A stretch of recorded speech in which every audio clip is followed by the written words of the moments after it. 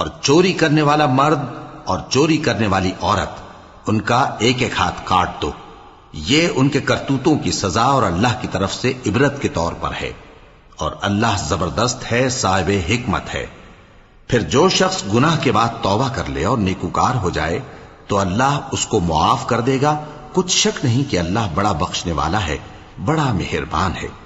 کیا تم کو معلوم نہیں کہ آسمانوں اور زمین میں اللہ ہی کی سلطنت ہے، جس کو چاہے عذاب کرے اور جسے چاہے بخش دے، اور اللہ ہر چیز پر پوری طرح قادر ہے۔ اے پیغمبر، جو لوگ کفر میں جلدی کرتے ہیں، کچھ تو ان لوگوں میں سے وہ ہیں جو منہ سے کہتے ہیں کہ ہم مومن ہیں لیکن ان کے دل مومن نہیں ہیں،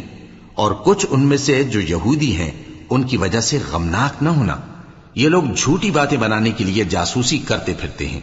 اور ان دوسرے لوگوں کے لیے جاسوس بنے ہیں جو ابھی تمہارے پاس نہیں آئے،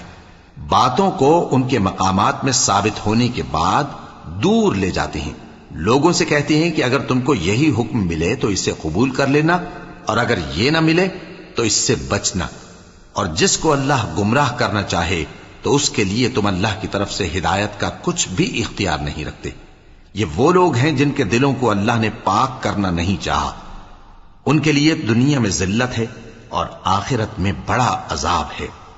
یہ جھوٹی باتیں بنانے کے لیے جاسوسی کرنے والے اور رشوت کا حرام مال کھانے والے ہیں۔ اگر یہ تمہارے پاس کوئی مقدمہ فیصل کرانے کو آئیں تو تم ان میں فیصلہ کر دینا یا روگردانی کر لینا،